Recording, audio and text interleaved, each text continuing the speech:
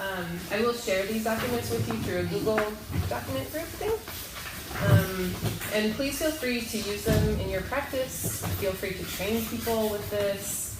I do have to make the caveat that I am not a HealthShare employee or whatever, so I'm only saying what I know from my own experience. Like, HealthShare might come back and be like, you've gotten so many of these things wrong.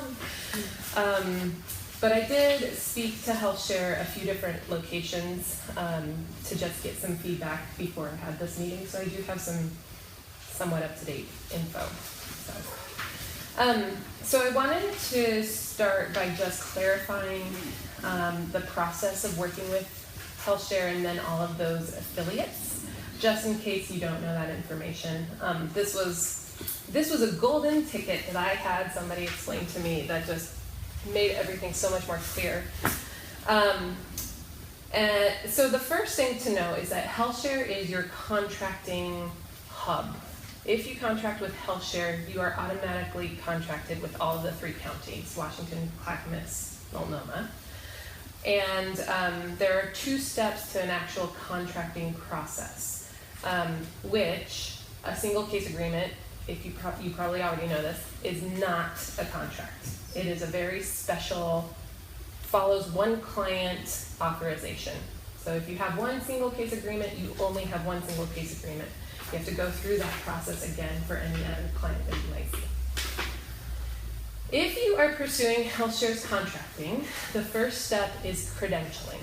And credentialing is simply verifying that you are an active therapist, you have a licensing board that's supervising you, and that you are a legitimate person for them to work with. A lot of people make the mistake of, once they get the documentation of like, yes, you're credentialed on this date, that you can start seeing clients. You cannot. I made that mistake about 5 times. So what happens is their credentialing department then is supposed to tell you to go to their contracting department, and then they will create a contract. They only create a contract if they think that you're a worthwhile person to work with. So there is some strategy in having to like sell yourself and why you're special and need to be contracted. Maybe at some point we can have some brainstorming about what people are saying to kind of entice them to work with us. There's a few of you who have those contracts already. And again, you should totally wait for a contract date with a piece of paper that has a signature in your hand before you start scheduling clients. Otherwise, you probably will not get paid. So, another glitch that usually happens in this is that HealthShare obviously is a totally separate organization than every single county. And so it is very frequent that HealthShare does not get your contract to the counties without you bugging them. And so I have had that problem where I've submitted some paperwork to Multnomah and they're like, you're not credentialed with us. I'm like, yes I am, go get the contract. And they're like, oh sorry, yes you are. So that whole process can take anywhere from like 3 months to, how many years have some of you been trying to get a contract? Like 2, 3, yeah. So this is not an easy process. I did want to share people's personal contact info. The people at HealthShare and then the 3 counties are people that I talk to frequently about working with them. This is a little bit insider info, so use it wisely and judiciously. But these are people that you should know if you ever want to advocate for yourself.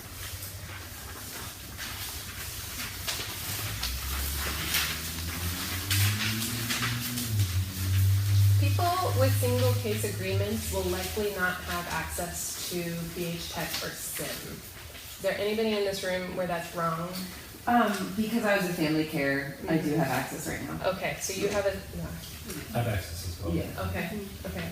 Are you able to see the HealthShare information?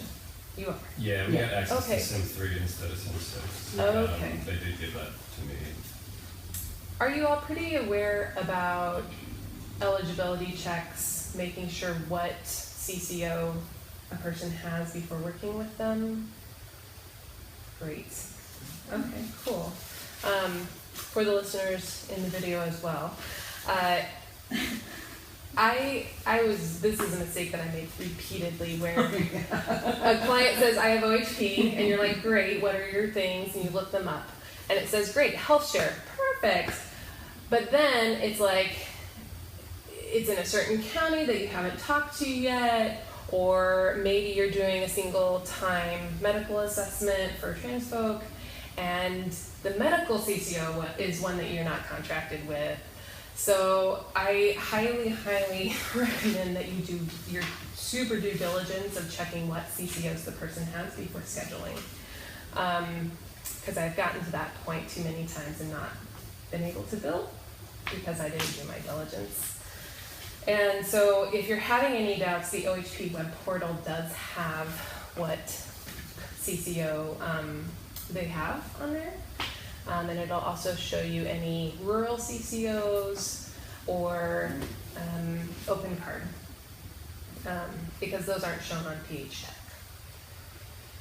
The other thing that is not shown on PH Tech or SIM is whether the person has Medicare or a first party payer.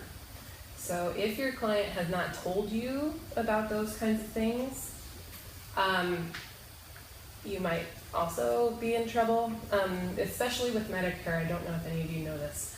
Medicare has some very, very strict regulations on you. If your person has Medicare with Medicaid as a secondary, you are not allowed to bill that secondary insurance if you can't take Medicare. Yeah. So you will not get paid to see a Medicare client unless you are contracted with Medicare. Which is horrible because there are not enough people who are contracted with Medicare. You have to be a social worker or a Yeah. psychologist. A psychologist, Yep. That system.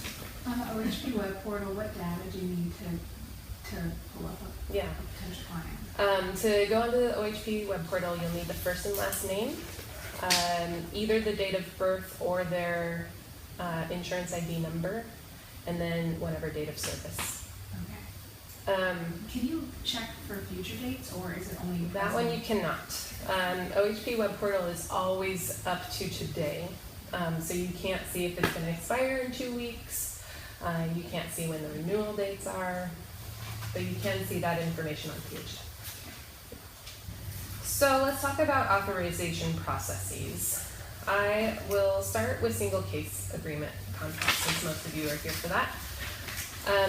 This is incredibly unclear. You're all running into the problem of nobody has a clear guidance on this. So my latest information from Heidi Watson at Washington County was that the 3 counties are working really hard on streamlining all of their processes so that they have the same authorization process amongst them. But that will likely not be rolled out until probably fall or winter. It is not that they aren't doing authorizations until then, it's that they all have their own processes for doing it So you until have to then. learn all 3 Yes. in order to do. And Yes. know which, yeah. Yes, and I have laid them all out, I will go over them. What I have heard from you all and from them is that in order to have a single case agreement, you really do have to sell your specialty, right? So from the single cases that you already have gotten, what special need were you serving? Anyone? Like chronic pain and addiction, Great. Chronic pain, addiction. a trans client, and then a body center, a person who really doesn't process well verbally and does somatic work well. Nice. Yeah. So transgender care and then also somatic. Great. Okay. I do domestic violence. Okay. Domestic violence. I'm repeating so that the video will pick it up. Others? I wanted to say with addiction, you're going to want to be careful because they do have addiction treatment, and I can see HealthShare easily saying, oh, we can provide that service. So you're going to want to sell it beyond addiction services. I guess what I mean is if we don't have that kind of niche are there other ways in which we can position ourselves? That's exactly what we're going to talk about. Any other specialties? You have DBT as a specialty, right? Yeah, so that's really cool. Yeah. Well, Spanish speaking, but I don't have any Spanish speaking OHP clients right now, so it doesn't really matter. Right. Yeah. Right. Yeah, they did mention that one, is that you can't be a single case agreement person for a specialty such as language if you're not using the language. Right, well, I am with other clients, Right. but not no OHP clients. Right. I have a question, unless maybe this is something you're gonna talk about later too, is like, so I haven't been to like a formal training for working with Latino, well, I have been at my work, but like I don't have CEUs that show a ton of like work with Latino clients, except for that I've been working with Latino clients for 25 years.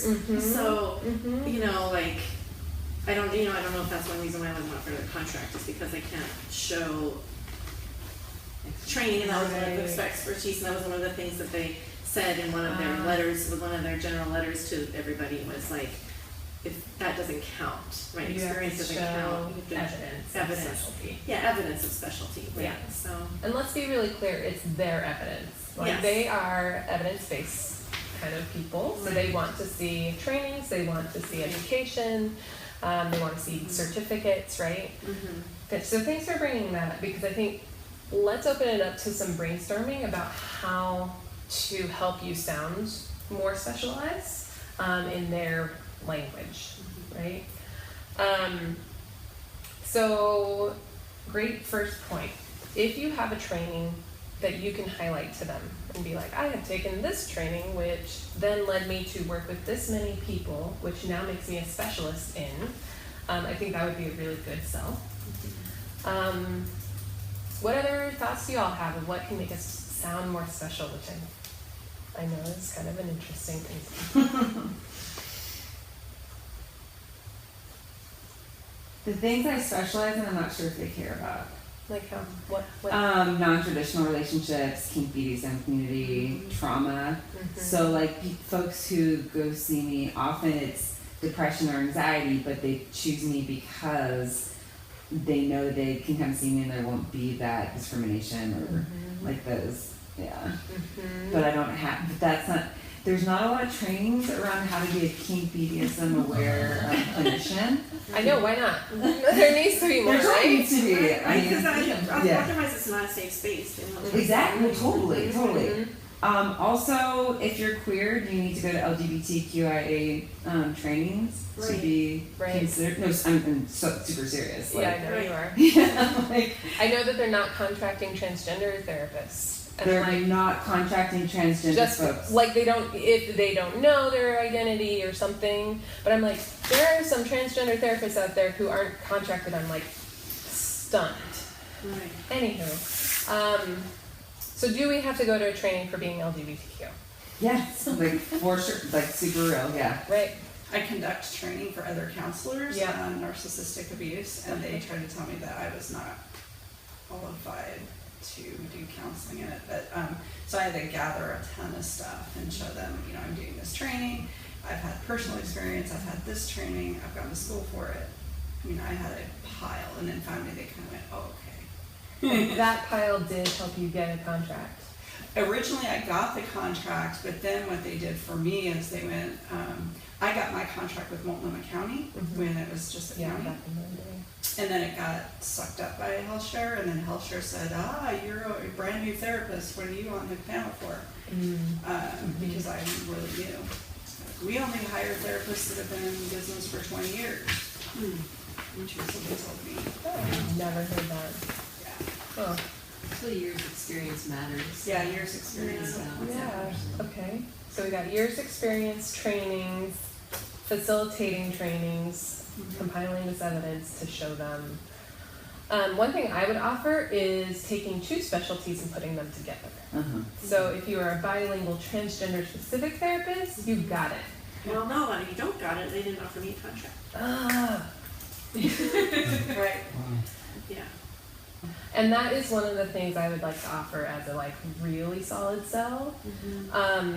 I think what we can probably all agree to is that once you are seen as a specialist by the community, you start attracting many more people from that community, right? Because you get cross-referral and people refer their colleagues and friends. I think that we could have a chance in saying, like, I am a specialist because these 5 people are currently on my caseload. Once I have this contract, I will be specializing in this care. I will only be seeing OHP clients. HealthShare generally in their contracts has a statement about how many people you see who are from OHP. And it's usually like 75 to 80%. They want to see a high ratio.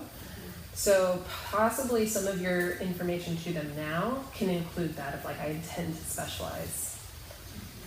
But that's really problematic since they're going to be moving out fee for service by, what was it, 2020? You know, so that would be like, I will give you my entire caseload, and in 2020 I'm going to be screwed, you know? Yeah, I honestly have not heard that information, aside from Lacey. I don't know who was talking to her about that. It was like the head of HealthShare said it in like a news Yeah, they article. put it in their official communication. Yeah, it's in their communication document on their website. Okay. I mean, I get that, like, we're playing the short game, not the long game. Yeah.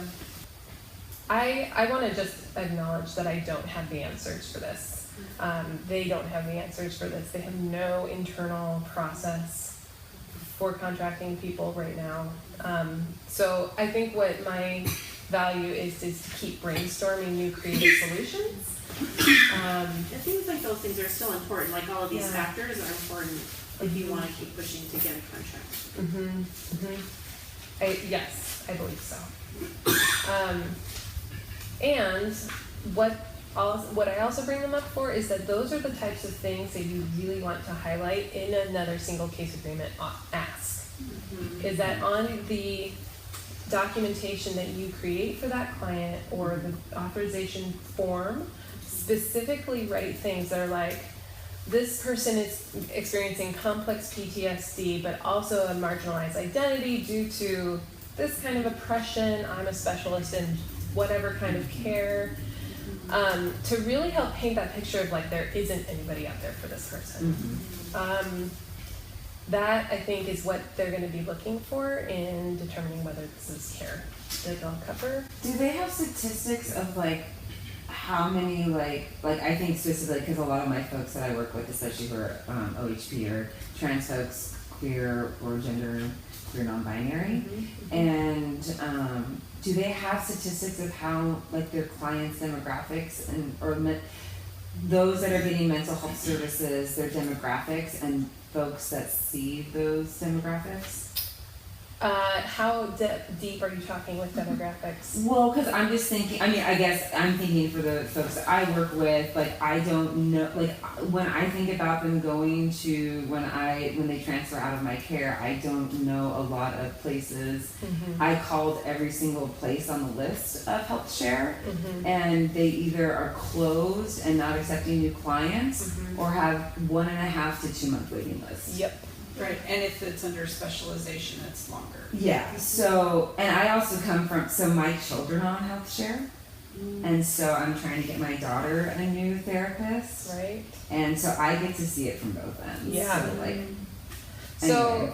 thank you for bringing that up. One, there is no demographic data on these specialized things. Okay. They track M and F, so they Okay. don't have a clue about gender identity. They don't know about queer status. They may know about language spoken, but I don't think they do. And they obviously don't, they're not gonna like immediately go digging into their records of their clients to look for more mental health specialty kind of facets. So they are taking your word. Like that's pretty much the only information they're looking at when they're deciding. So the second piece is I highly recommend you talk to your upcoming clients about how many people have you been asking for care. Like how many denials have you gotten, how many wait lists have you heard about, and start writing that into those authorization requests. Of like this person has indicated that they've seen asked 5 clients for care, none of whom are open. Because that is hopefully helping them build some evidence and do their data collection that they say they should be doing. So that's what I think that we should be doing right now, is really telling them the community story over and over in their authorization requests. Okay. So that's what I got.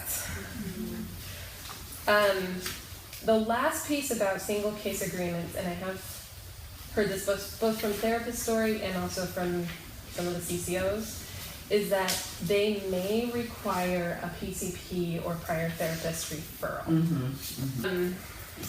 Especially because our profession never has referrals, so we're not set up to know how to track those and how to get them from other community people. But if you are dedicated to working with that client and wanting a single case agreement, I would ask them who their primary care physician is, call that primary care physician, give them the authorization form already filled out and say, please will you fax this in? And then follow up on that fax with the CCO. It is a lot of work. I just spent a month doing it for somebody and I still didn't get authorized because it was Providence. But I feel like that's the situation we're in right now, is to do some of that extra To work. get the referral from the doctor. Yeah. When you fill it out for them, then all they have to do is sign it, like it takes them to load up. Exactly. I understand the supreme amount of oppression that puts on us. Like, this is so not our problem to be fixing, but I'm personally doing it because it's not our client's job to do it either. So. Speaking of not our clients, so I mean, I've been kind of thinking about the people that I have and trying to get single case agreements. Do you think it would be helpful in a way to like include a letter of advocacy from the client, or do you think that that's placing too much burden? I mean, I know it's case by case, but Good question. They're gonna have an opportunity when it gets denied. When it gets denied, what they have the client do is basically write a letter to advocate for themselves. And I don't know about you, but when I've had authorizations denied, like when I'm trying to re-auth somebody, that has tended to work about half the time, maybe. So having the client then come back after it's been denied, and then they lay out their case for why they want to stay with you, at that point is helpful. So again, it's very unfair that we're being asked to do this before the person's even our client, because we don't even have a health record for them. Why are we even talking to them about their health record when they haven't signed their informed consent with us? Right. So I think it is very systemically problematic, but I will personally continue advocating for that and helping them understand. You all do too. Maybe it'll work. Any other questions about single case authorization? Because after that specific detail kind of stuff is done, the rest of it is pretty similar to the fee for service. So any other questions about SCAs? it's just a clarifying question. You're saying that we need a referral for brand new clients to us from their primary care provider to get an authorization to begin to see them? Those are what some people are hearing from CCOs. And that's when you are in network or out of network and applying for a single case? It is, you are not in network unless you have a contract. Got it. So if you do not have a contract, you're out of network. And that's when that referral may be advantageous. And that's not happening when you are in network and have a contract? Correct. Okay. Yes. So let's turn our attention to fee-for-service specialty agreements, because that's what I have. In general, there should not be a referral for mental health care. Under parity law and under how HealthShare works. Yeah, it's not something that requires a prior authorization for the first visit. You can establish your own medical necessity in your intake. That's generally how it's supposed to go. So the process that I have is I schedule a client, I check their eligibility. I schedule a client, see them, I write up my own treatment plan and MHA, and then I submit that to them to get the intake covered and the rest of care covered. So no, I wouldn't need a referral in those cases. So I'm prepared to talk about that experience, while I also want to caveat that not everybody is having that experience. So if you do get a fee-for-service contract, the process would be to schedule and make your MHA and treatment plan. Do you have 3 sessions to do that? You have 1 session. Mm-hmm. At least that's my understanding. They may make exceptions for DVT because I know you all do a 3-session intake. I've always been trained that after the first intake assessment, you can make up a very basic treatment plan. You can at least say, this is kind of the spectrum we're working on. They would like to reduce some kind of symptom in that spectrum. And that you can submit for the authorization, and then later really flesh it out with the client and do an update. So I've always practiced the create a treatment plan and an intake after your first session, just so that you can get the authorization process finalized, and then you won't have any issues coming up with additional service. You're right that all 3 counties do this slightly differently now, and I've added, the authorization forms are in the Google Drive that I'm going to share with you, but I've also linked to places you can find them. Multnomah County is the most together in doing this, I think. They have their stuff online, they have good people that can help you. Clackamas County has a prior authorization form, but it's much more obscure and hard to find. You have to have a person in the place give it to you. And then Washington County doesn't even have an authorization form. You basically submit your MHA and treatment plan and say, this is how much money I'm requesting, these are the dates of service, 6 months to 6 months. So a little bit different throughout the counties. And then for billing purposes, I always try to get the prior authorization number, because that needs to be on all of your claims when you submit. In this process, do you have to determine the level of care in your request? Not for fee-for-service. Fee-for-service is requesting a chunk of money, and I usually just say 4 weeks, once a week, times my rate for 6 months. Yeah, or extra if you need crisis management and all the things. So yeah, it could come back that they deny and say we can only authorize this much. In the rural CCOs I'm contracted with a few, I do get that kind of pushback where we will only authorize this much for the first 6 months. But there is a reauth request you can submit and say, my client has gone into crisis, or I've had to use more of my funds for additional service, and generally I've gotten some good, we'll keep covering. But you do have to submit documentation. So the last thing I would say about auths, they are 6-month auths. So every part of your documentation, like your treatment plans and such, are going to follow a 6-month pattern. And I'll get into how those look in just a second. Just for my own personal management of self, I usually make myself a 1-month prior reminder to be like, get that authorization in, because you have to update all of your documentation, and it does take 1.5 to 2 hours to do all the things. So. Are you usually successful when you ask for a second auth or a third auth? I am. I'm hearing that other people haven't been. No, usually it's less and less successful as you go. And once you get past about 9 months, they're asking for lots of progress notes. And that's when my experience was that they would turn them down a lot, but then some people would want to write their own letters to advocate for themselves. And I've had some success with them approving those. Yeah. So one of the things, we are going to get into how you write things, which tells HealthShare what they want to hear. And really does write to diagnoses and changes in objectives and that kind of stuff, because I think that's one of the biggest barriers to being denied, is that if we're writing from a lens of like, I want to protect my client's information, I don't want to damn them in a case note, you know, we're doing a lot of relational work, and that is not the model that healthcare in this country is based on. So I'm going to be telling you how to, or I'm just showing you how I write, because I'm writing for HealthShare.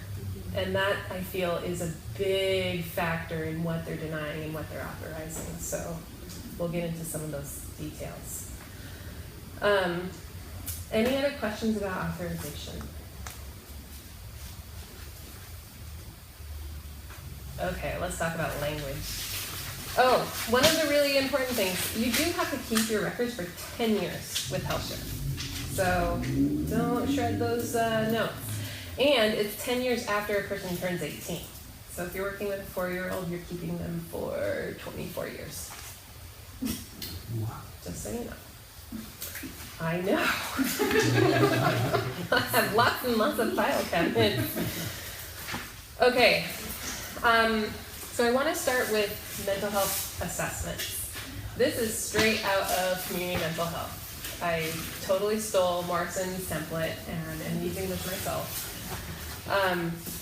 And I'm going to call out the things that are specific for what they want to see. You do need to have demographic information. Everything that's starred on the side is one that they explicitly say, we want this in your mental health assessment. They are very focused on writing to the person's strengths, as well as saying clearly what the person's goals are. So it isn't just, I want to have somebody to talk to. That's not going to get covered.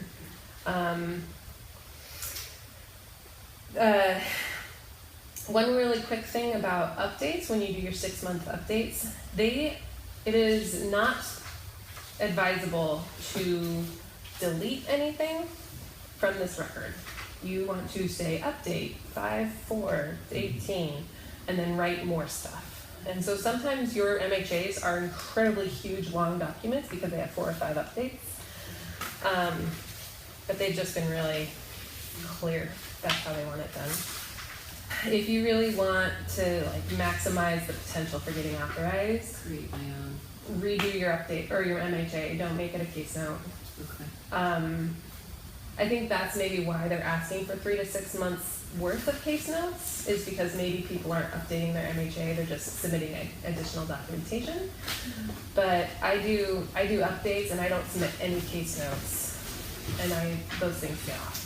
So I'm gonna skip over, this is just a lot of my information that I put in there. And going to the behavioral and emotional status section. Sorry I didn't put page numbers on all this. So behavioral and emotional status, I don't know, do any of you use like checklists of all these symptomologies? Yeah, okay, cool. I think that they really appreciate that. It helps them see more explicit attention to detail that's diagnostic in nature. And they do require you to have some information about suicide screening and self-harm, other harm screening. And then your biopsychosocial presentation, which is on this next page. On this biopsychosocial piece, this is where you really need to make an effort to put in diagnostic criteria. They want to see specific symptoms named. They want to see frequency. They want to see duration. They want to see like exceptionality of like, when is this symptom not happening? And my verbiage here is probably not the strongest in those places, but I, like everybody else in the room, don't collect all the data in the first session because there's so much to talk about. So I think that they have leniency in not being like, wow, you didn't put it 3 times a week for 4 months or whatever. But they do want to see some of that. And honestly, this convinces them about you in a way that other things don't sometimes. They want to know that you can do this. Would you almost recommend, if you don't have all the moving parts, to do a new assessment? If you Do an update. Just to update it. Well, if you had another session, you would have already had an authorization. So by the 6 months, you would definitely have some more information and maybe flesh it out at that point. They do have in their contract, like they require you to do updates as important information arises. And then in this special situation where some of us already have clients going, Mhm. right, so they're not new clients, but it's Mhm. also an Mhm. updated, you know what I mean? Indeed. So that probably. Well, for this single case agreement request, Yeah.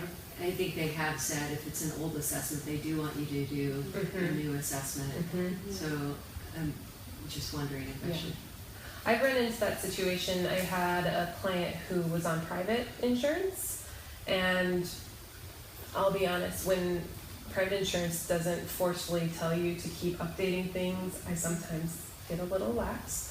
But I had been seeing this client for a year and a half, and then they got OHP, so I went back and I redid an MHA that was a HealthShare status, because I don't think that they would have taken the private one that I had done. So, I do that all the time. yeah, It's just a lot more extensive. it is. They do want screening for substance use history, mental health history. Again, I try my best to get to all of these parts, but I am like every other human where you don't get to everything, so there's leniency. I think they do like to see it more fleshed out by the update. And then I want to turn to the last page of the MHA, it's the intake summary. The intake summary is where you tell HealthShare, I have taken this information, I have come up with these conclusions about what that information means, and therefore I recommend this treatment. So this is truly you saying, why is this medically necessary? And so the first part of this summary is the biopsychosocial. What are the diagnostic elements that your client is struggling with? And in this place, they do require seeing those demographics and the strengths and skills again. Your biopsychosocial presentation should naturally lead to a diagnosis. It's sort of a therefore, this client is being diagnosed with da-da-da. Then that diagnostic confession should therefore lead to these treatment recommendations. Sorry. That one, yeah. Sorry, numbers on the papers, that would be really cool. I always put more treatment recommendations than I think will be necessary, because if it's not here in your paperwork, they may come back to you and say, well, you didn't ask for drug addiction counseling, so it's probably not necessary. So this at least establishes some possibility of that being needed. So honestly, sometimes I've had HealthShare read my whole MHA. Like I've had somebody come back, this is totally not cool, but she came back and was like, this poor client, they've been through so much, I'm so glad they're seeing you. I'm like, okay, you shouldn't say that. But some others may just look at your summary. And so if there's any really important information in the rest of this document, put it here, because that'll help you with that authorization. Any questions about MHA writing? Yeah. So do you have this form as one of the, like a blank version of this form available? Or Really? But Yeah. if not, is there any kind of... I'm happy to share it. Okay. Yeah, it was just my internal one. I'm happy to put it on that doc Okay. thing. Thank you. Yeah, of course. Just take off my header. Yeah. I don't know, you got a lot of clout with that. Oh, no. I think that would be a licensing issue. Other questions? Let's turn to case notes. I am not going to run too much through this training, but I did create this training for graduate interns, and it can be sometimes universal that our schooling really didn't tell us how to write good, like, descriptive and assessment kind of based documentation. So I think the things that I'll call out specifically is that HealthShare really, really wants to hear what kind of intervention you're doing. So name drop types of therapy all the time. Emotion focused therapy, EMDR, somatic, say those things because I really like it. The other things that, I don't know why this is, but every single case note I write, and there is a example of one of my case notes here, I always start it with met with client for individual therapy in office, or met with family for family therapy in office, because for some freaking reason they want to know where this occurred, who was there, and what type of therapy you did in your literature, because it refers to the CPT codes and the claims that you're submitting. So that is backup documentation to be like, no, I really did do that kind of care at that session. So I just am like, first sentence is always that.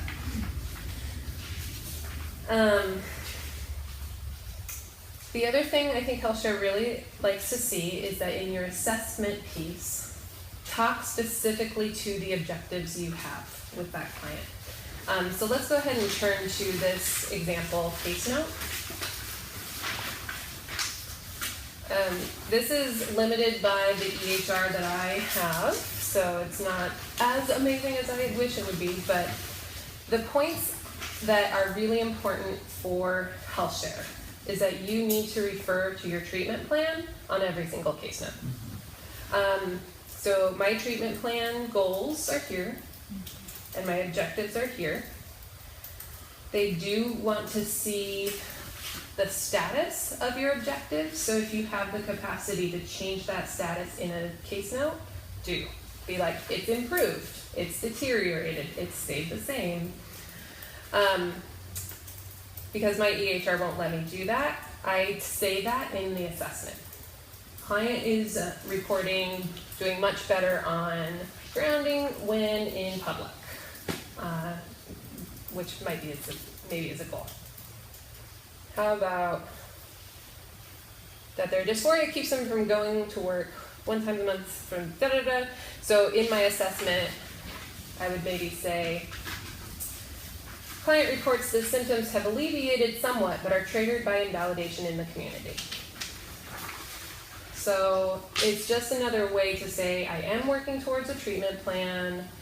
I'm showing you that my care is relevant and it's happening.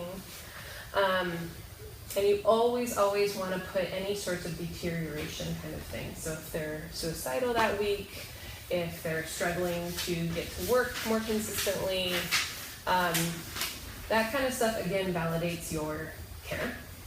And those are the kinds of notes that you would want to turn in if you were doing a rehab. So again, going back to like, I'm not a contract, I don't have one, I'm just applying this one time for single case agreements, and if my notes aren't this detailed and tying it all together, do I bother, And how do you present that to your clients as, oh, I'm not going to be going for it at this point, Yeah. I appreciate you bringing this up because we are completely talking about, I do this 1 or 2 times, and it is so completely different from all this other care that I do for my other clients.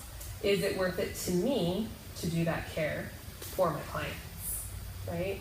And I think that's your decision to make. I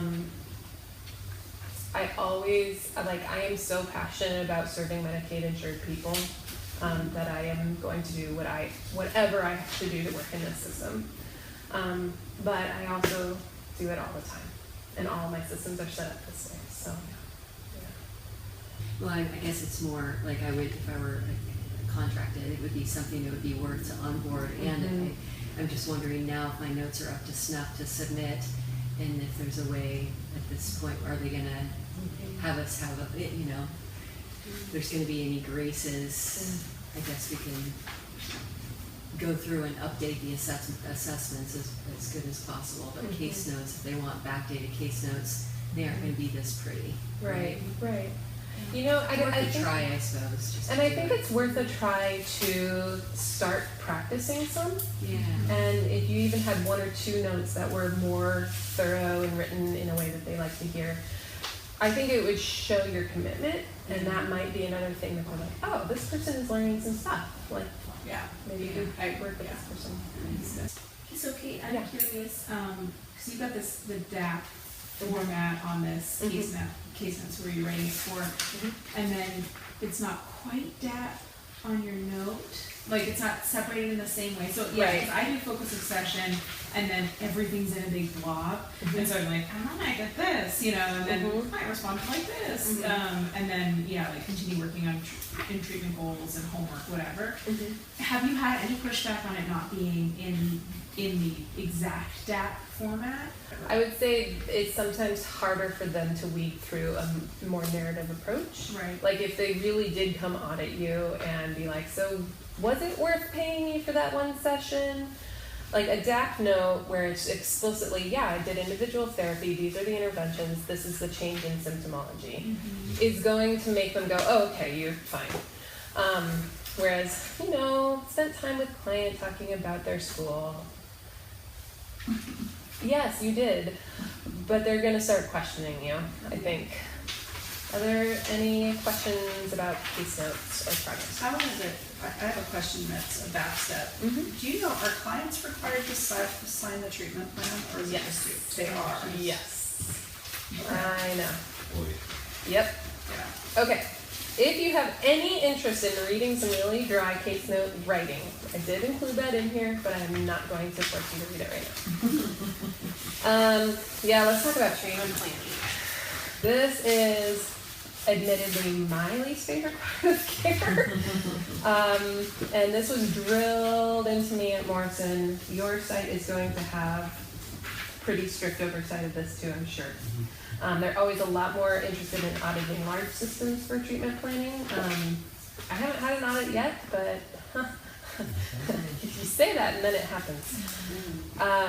So I wanted to really focus a lot of time on the treatment plan. The way that I look at treatment plans is like if you are reading a big, thick book, this book is like about this person's life, and there's so many chapters and there's so many good things to read about it, and it's all juicy detail. At the beginning of this book, there is a table of contents. And the table of contents basically just tells you, this is what happens in the first part. This is what happens in the second part. This is what happens in the third part. That's what your treatment plan is. It is not your juicy details. It is not about what happens in your session. It's not about where the client is going or how they're going there. It is about what they are doing. And it's a very brief description of what they're doing. So, treatment plans should have a goal, and the goal should completely refer to the diagnosis. Reduce gender dysphoria. Improve self-regulation. It can be that vague, It should be. It should be that vague. Because I get, when they say it has to refer back to the diagnosis, I start getting freaked out, like I have to go through the diagnostic criteria and account for every, how they, Every No. piece, I do that too. Yeah. No, not at all. Because they're paradoxical in saying we want it completely diagnostic in nature, but we also want it to reflect the client's desires and needs. And I'm like, how do you have both things? Because your client never talks about its diagnosis.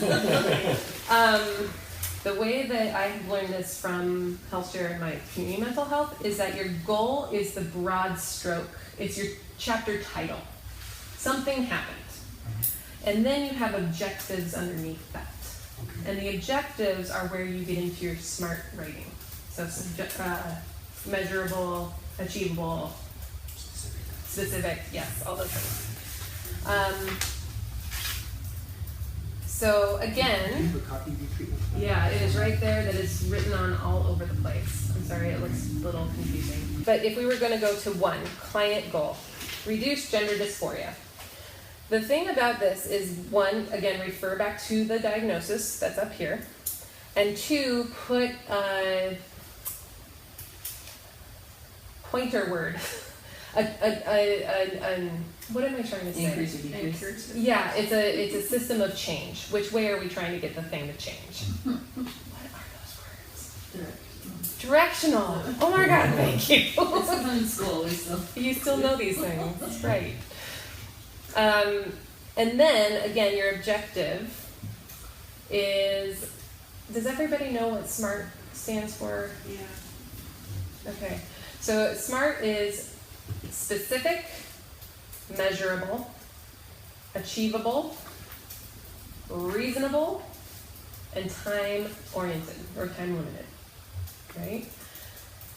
So the things I always say in my objectives, who's going to report that it's happening? So I always start, client will report. What is the symptom? That they can look in the mirror without severe depression. And then we need a frequency and duration. 1 time a day for 1 month. One thing I forgot in this first objective is, what is the baseline? So usually my goals say they will be able to look in the mirror without severe depression 1 time a day from 4 times a day. So, seeing that decrease from 4 to 1. And these are so freaking dry. No client ever says that to you. But, and that is what I have found they really enjoy reading. They really like those kinds of objectives. And my EHR is set up to also list what types of intervention I will be using to help that happen. This is also your modality. So modalities are, what kind of therapy am I going to do to help that? And how frequently do I need to apply it? So individual therapy 1 time a week. Case management 1 time a month. Group therapy 2 times a month, right? It is super important to have your modalities listed on your treatment plan, because that's also reestablishing authorization purpose. Of like, you told us you only need to have 1 time a month. Why are we going to ask for 1 time a week right now? So always give them the I need the most I can possibly get, rather than a short time frame. The other things that your treatment plan needs to have on it are the date that it starts, the date it is going until, which is always 6 months away, and client signatures. Yes, we need to have a client signature. I have had success getting authorizations without the client signature on it. Because they understand, you're submitting it after the first appointment. You're not writing the treatment plan with the client in the first appointment. But they generally expect you to have a signed treatment plan by a client 1 to 1.5 months from the date of intake. And you can bill for a whole hour of treatment planning with the person if you spend a whole session talking about goals. I generally don't. I feel like it's pretty inorganic to sit down and be like, tell me about this paper, go over the whole thing with your client. But I do recommend you do that. So what I usually do is I refer to that in a case note for other therapy. Individual therapy, did the things, reviewed treatment plan with clients, and had signed signature. And that again backs you up for having done your due diligence.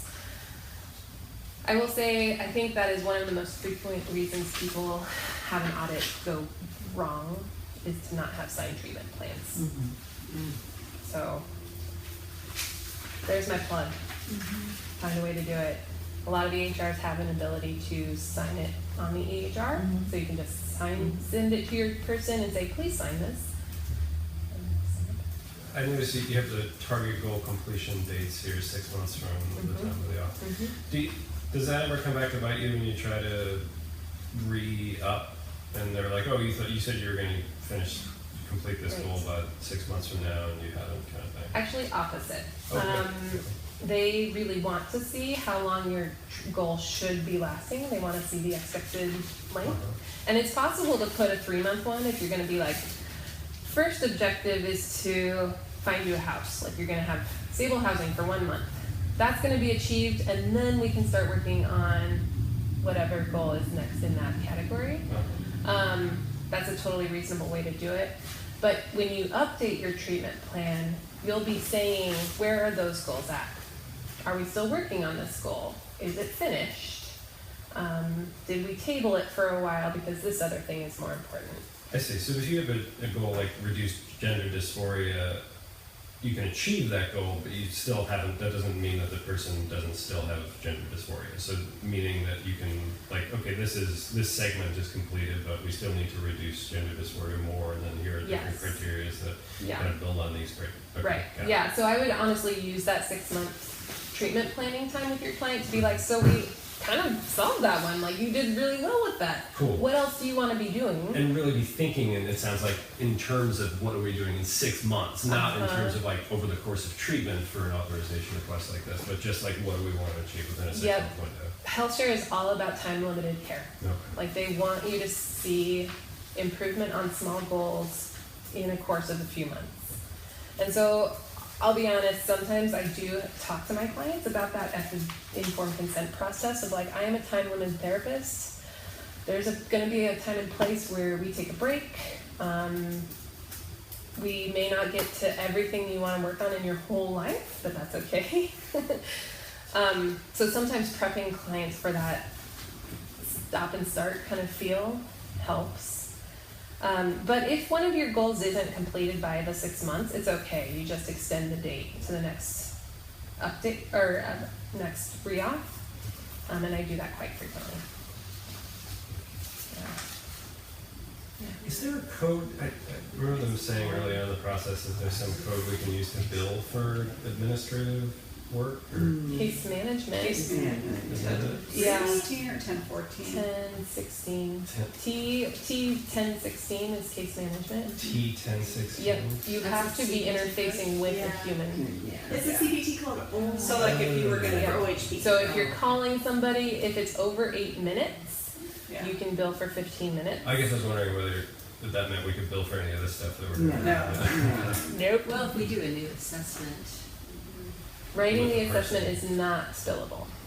That makes me think, the way that CPT timeframes are billed in HealthShare is by some weird increments. So you can bill a 60-minute interaction for anywhere from 53 to 68 minutes. That's an insurance industry That's in wide general? thing. Okay. Yeah. Right. Cool. Yeah, and HealthShare does set some protocols for the discharge summary. They're super up on, they want a prognosis. So they want you to give some estimation of how you think the person's going to do after this.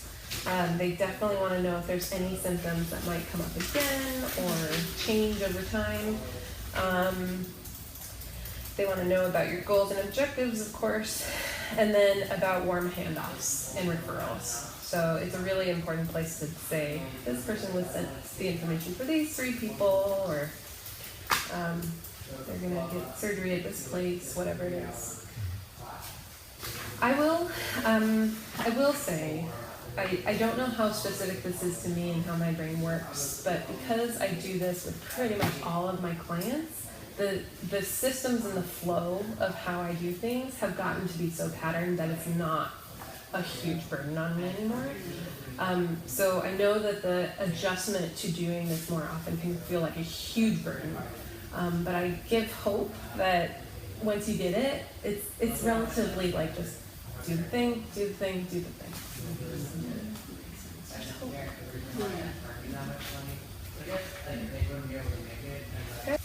I really appreciate you spending the time to Yes. talk to us Yes. and like Yeah, cover all of this. It's Yeah. Yeah, this is so helpful. Thank you so much. On a Saturday afternoon, no less. Thank you so much. Yeah. You know, we're all friends. No, I'm so happy because I can't do, like, I'm desperate for you all to be here. And it's very, very hard to be one of the few people because I don't have anyone to refer to. And it's heartbreaking. So I'm so glad you're here, willing, and I hope things happen for you all.